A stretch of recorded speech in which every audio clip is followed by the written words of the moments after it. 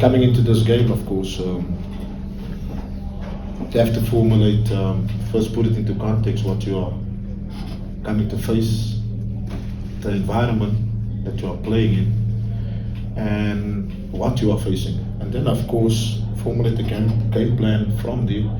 What's most important is where we come from, what we've been through, what we've endured, and what we can do at the moment. And the game plan, I think we did very well in the opening stance.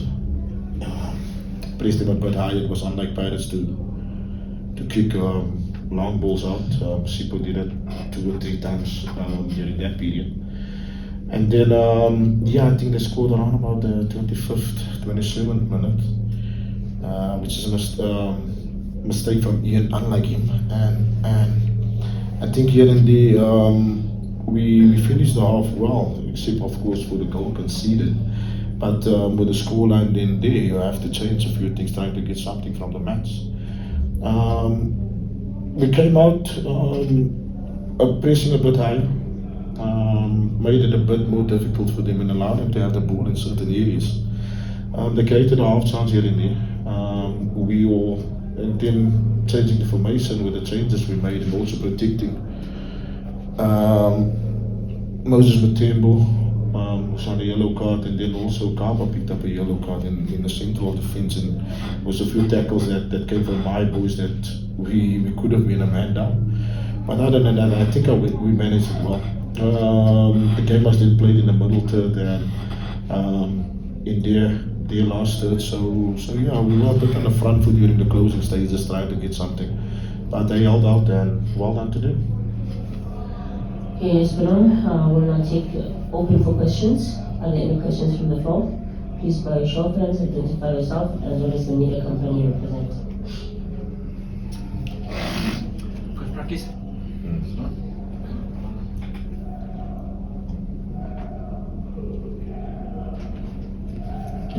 This is Chair from SABC. Just looking at the table, you're a bit concerned. I know you obviously, when you won on Saturday, you said you would have preferred 3 points. But also the 1 goal in the 7 league games so far. What do you put if you were to put your finger on it, what is it about, that you guys are struggling to find the net? I think lack of quality, lack of maturity the last day. If you watch the game tonight as well, our final decisions is baffling at times, even for me. And you have to work these things on training. In the last couple of weeks, we didn't have time, to be honest. I think we had Sekekune, we had Stellenbosch, then we had Cape Town City, and then now Pirates, and now another game. On the weekend, the semi-final, and in between we had so much traveling to do in terms of 2 hours from Richards Bay to Durban, and then from there we had to go to Polokwane, come back as well.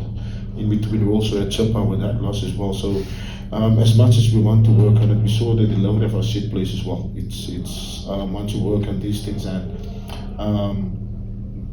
it has to be constant, it has to be repetitive, and unfortunately with the amount of fatigue and what the games bring, what the traveling bring as well, you have to be mindful that you are playing league game on the weekend, whether it's a cup game or a league game, and then you come to Pirates as well. So to work on these issues, you need some extended time, and that FIFA break where we have to look at. But even with the FIFA break coming, you have to manage that, because the boys are feeling it at the moment, and we are a bit of in a crisis management where that is concerned. But we have a semi-final. The semi-final brings a different atmosphere. It brings a different feel to the game, and they'll manage it. They'll be up for it on Saturday. But from a theory perspective, and also from a fact that there is fatigue and we have to manage it, there's hardly any time to work on it. But in terms of quality, you can see it. We are lacking it. In terms of decision making, we are lacking it. At times it feels like you keep on working, but in the game it's totally different. But we'll be positive about it. We have finished with Pirates this season. So I don't know why this league game was played now. We still have a calendar year ahead of us. But we've played the big hitters in the league, all of them. We would have liked to pick up points on the road, with us a point or win. But in front of us, it looks a bit easier, let's put it that way. Because we're playing all the teams that's around us that's currently up, with the exception maybe of Sundowns, that's late in December. But we've played second place Pirate, third place Stellenbosch, fourth place Sekhukhune. We've played Cape Town City, we've played Pirates twice already, so happy days ahead hopefully.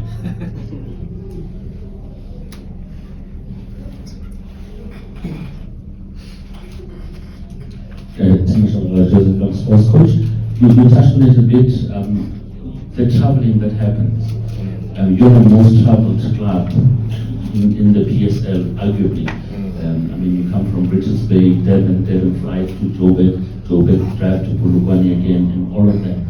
Your physical, conditioning coaches, how much of their work comes in handy, seeing that your boys have given 110% here despite the result, and then come weekend again, they're expected to run this much? Yeah, 120 minutes before this, coming into this game as well. It's always difficult, to be honest. Look, the support structures have to be in place. The recovery protocols you have to go through as well, and for the body to recover, a lot of things come into play. Nutrition, for example, you understand. We can't be thinking about. No, let's park there. But anyway. Yeah, the conditioning is there.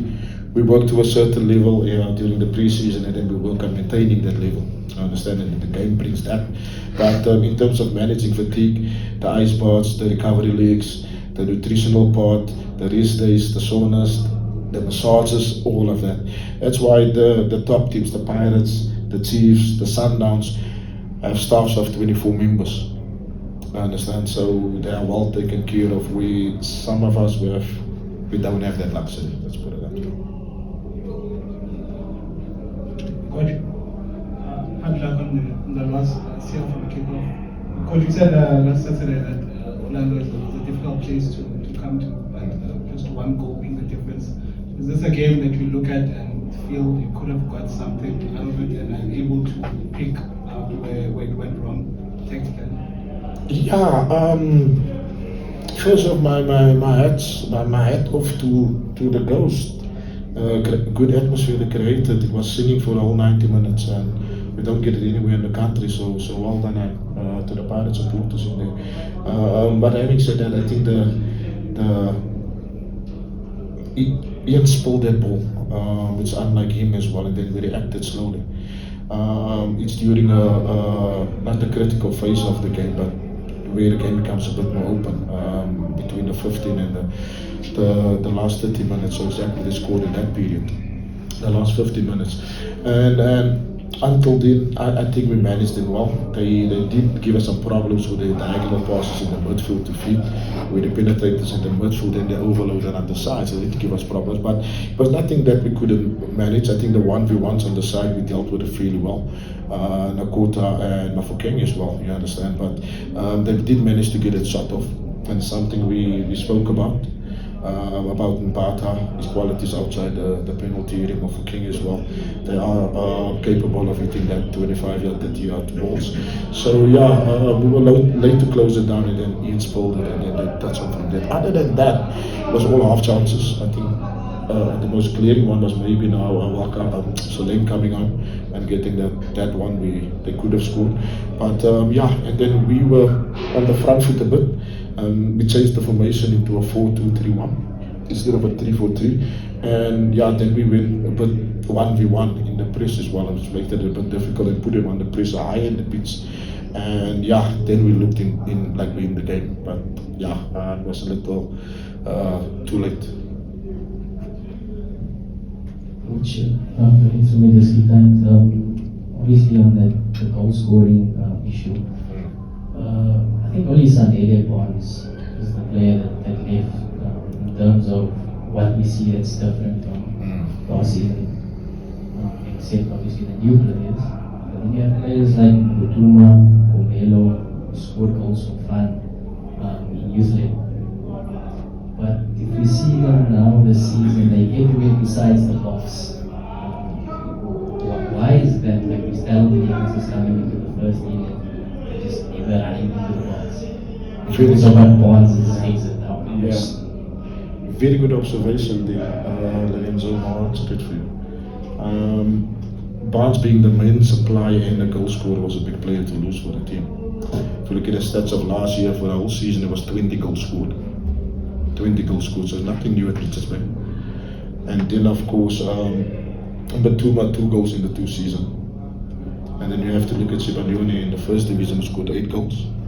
I understand, so you have to look at these stats, and what you face with that stats, it doesn't lie.